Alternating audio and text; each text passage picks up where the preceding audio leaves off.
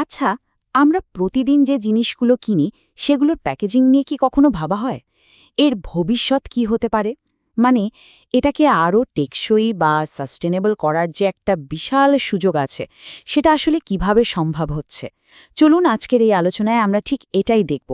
Packaging দুনিয়ার এক নতুন যুগের শুরু। ভাবুন তো, বিশ্বের অন্যতম বড় একটা প্যাকেজিং কোম্পানি অ্যামকোর একটা বিশাল স্বপ্ন দেখছে। তাদের বিশ্বাস কি জানেন?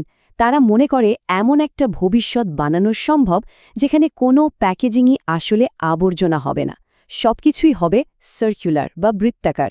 আর এই স্মার্ট প্যাকেজিংই কিন্তু গ্লোবাল ওয়ার্মিং কমাতেও সাহায্য করতে পারে।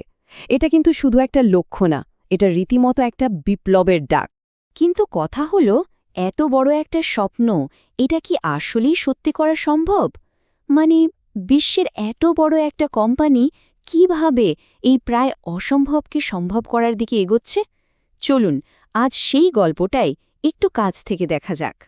তো এই যাত্রার প্রথম ধাপে চলুন দেখি প্যাকেজিং নিয়ে তাদের সেই যুগান্তকারী ভাবনাটা ঠিক কী, যা পুরো ইন্ডাস্ট্রিকে বদলে দেওয়ার ক্ষমতা রাখে।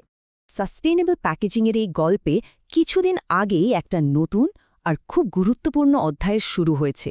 আর এই শুরুটা হয়েছে দুটো বিশাল শক্তি এক হওয়ার মাধ্যমে। ২০২৫ সালে প্যাকেজিং দুনিয়ার দুই বড় নাম অ্যামকর আর ব্যারি গ্লোবাল এক হয়ে যাওয়ার সিদ্ধান্ত নেয়। এই এক হওয়ার ফলে এমন এক নতুন ইন্ডাস্ট্রি লিডারের জন্ম হল, যারা টেকসই প্যাকেজিংয়ের মতো বড় চ্যালেঞ্জ মোকাবেলা করার জন্য আগের চেয়ে অনেক বেশি তৈরি। এই নতুন অধ্যায়ের শুরুটা কিন্তু হঠাৎ করে হয়নি।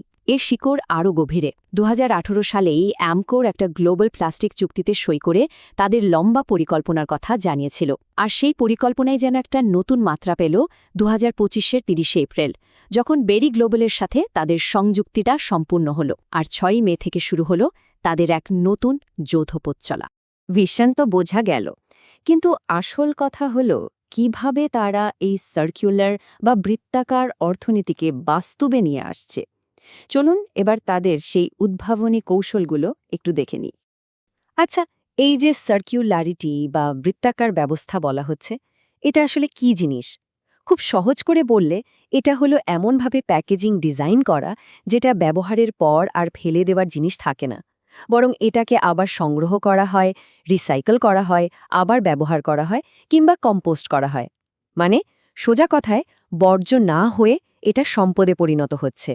একবার ব্যবহার করে ফেলে দেওয়ার যে আইডিয়া, তার একদম উল্টো। একটা খুব পরিচিত উদাহরণ দিই, ক্যাডবেরি চকলেট। ইউকে আর আয়ারল্যান্ডে এখন ক্যাডবেরির প্যাকেজিংয়ে ৮০%ই সার্টিফাইড রিসাইকেল করা প্লাস্টিক ব্যবহার করা হচ্ছে। তার মানে নতুন প্লাস্টিক তৈরির চাপটা কিন্তু অনেকটাই কমে আসছে। আরেকটা উদাহরণ দেখুন, ফ্রিস্কিজ পার্টি মিক্স ক্যাট ফুডের ক্যানগুলো এখন পুরোপুরি 100% রিসাইকেল করা প্লাস্টিক দিয়ে তৈরি হচ্ছে। এর ফলে কি হচ্ছে? প্রতি বছর ৫০০ মেট্রিক টনেরও বেশি নতুন প্লাস্টিকের ব্যবহার বন্ধ হয়ে গেছে। ভাবা যায় এটা কত বড় একটা ব্যাপার?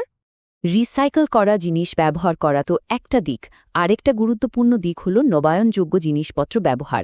যেমন মেড গুড স্ন্যাকবারের এই কাগজের মোড়কটা দেখুন, এটা ব্যবহার করার ফলে নতুন প্লাস্টিকের ব্যবহার ৭৭% কমে গেছে। দারুণ না?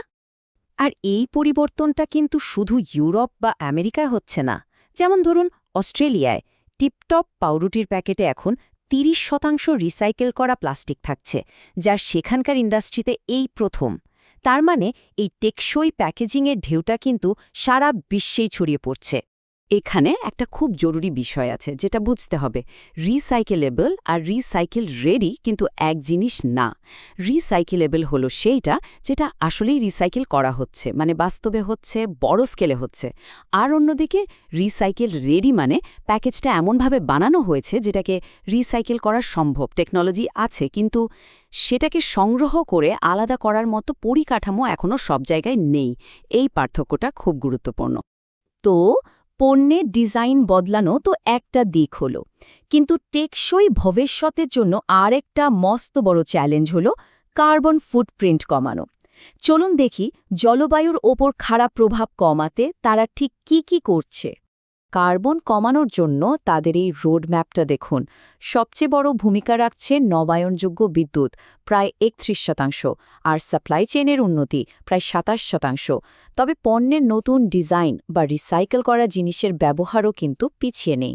তার মানে কোনো একটা ম্যাজিক সমাধান নয়, বরং অনেকগুলো ছোট বড় চেষ্টার মাধ্যমে এই লক্ষ্যে পৌঁছানো সম্ভব। তো অনেক পরিকল্পনার কৌশলের কথা তো হলো, কিন্তু আসল প্রশ্ন হলো, ফল কি? এগুলো কি আদৌ কাজ করছে? চলুন এবার সরাসরি তাদের গত বছরের পারফরমেন্সের দিকে তাকানো যাক। এখানে সংখ্যাগুলোই সব বলে দেবে। প্রথম বড় সাফল্যটা দেখুন, ব্যবহৃত প্লাস্টিকের ১০% এখন আসছে পোস্ট কনজিউমার রিসাইকেল বা পিসিআর উৎস থেকে। মানে যে প্লাস্টিকটা একবার আবর্জনা হিসাবে ফেলে দেওয়া হয়েছিল, সেটাই এখন নতুন প্যাকেজিং বানানোর কাঁচামাল হয়ে গেছে। ২০১৮ সালে তারা যে কঠিন একটা লক্ষ্য ঠিক করেছিল, সেটা তারা পূরণ করে দেখিয়েছে। কার্বন নিঃসরণের ক্ষেত্রেও অগ্রগতিটা চোখে পড়ার মতো। ২০২২ সালের তুলনায় তাদের মোট গ্রিনহাউস গ্যাস নিঃসরণ কমেছে ২০%। জলবায়ু পরিবর্তনের বিরুদ্ধে লড়াইয়ে এটা কিন্তু একটা বিশাল বড় পদক্ষেপ। আর সবচেয়ে অবাক করা তথ্যটা হলো, নবায়নযোগ্য বিদ্যুৎ ব্যবহারের ক্ষেত্রে তারা এক লাফে ১০০% বৃদ্ধি ঘটিয়েছে। মানে মাত্র ১ বছরের মধ্যে তারা নবায়নযোগ্য শক্তি কেনাটা দ্বিগুণ করে ফেলেছে। এটা জীবাশ্ম জ্বালানি থেকে সরে আসার জন্য একটা অসাধারণ উদ্যোগ। এছাড়াও আরও কিছু গুরুত্বপূর্ণ সাফল্য আছে, যেমন তাদের ৯৬% ফ্লেক্সিবল প্যাকেজিংয়ের জন্যই এখন রিসাইকেল রেডি অপশন রয়েছে। আর কারখানার ভেতরে তারা মোট বর্জ্যের ৭৫%ই ল্যান্ডফিল বা মাটিতে ফেলা থেকে আটকাতে পেরেছে, যা তাদের কাজের দক্ষতার প্রমাণ দেয়। তবে এখানে একটা বড় সত্যি হলো, একটা সত্যিকারের বৃত্তাকার অর্থনীতি কিন্তু কোনো একটা কোম্পানি একা তৈরি করতে পারে না। এর জন্য সাপ্লায়ার থেকে শুরু করে উৎপাদক, ক্রেতা এবং সরকারি সংস্থা সবারই একসঙ্গে কাজ করাটা জরুরি। একটা সম্পূর্ণ বৃত্তাকার অর্থনীতিতে পৌঁছনোর রাস্তাটা কিন্তু একদমই সোজা নয়। এটা অনেকটা এই স্লাইডে দেখানো জটিল গোলকধাঁধার মতো, যেখানে প্রত্যেকটা মোড়ে নতুন নতুন চ্যালেঞ্জ। আর এই ধাঁধা থেকে বের হওয়ার একটাই উপায়, সবাই মিলেমিশে কাজ করা। দেখুন, প্যাকেজিং কিন্তু আমাদের খুব দরকারি জিনিসগুলোকে বাঁচিয়ে রাখে, সেটা খাবার হোক, ওষুধ হোক বা অন্য কিছু। কিন্তু এই সুরক্ষার ভবিষ্যৎটা কেমন হবে, সেটা ঠিক করার দায়িত্ব কিন্তু আমাদের সবার। মানে আমরা কি কিনছি, কতটা সচেতন হচ্ছি, এই সব কিছুই কিন্তু এর ভবিষ্যৎ পথটা ঠিক করে দেবে। এখন প্রশ্নটা হলো, এই ভবিষ্যৎটা গড়তে আমরা সবাই মিলে ঠিক কতটা প্রস্তুত?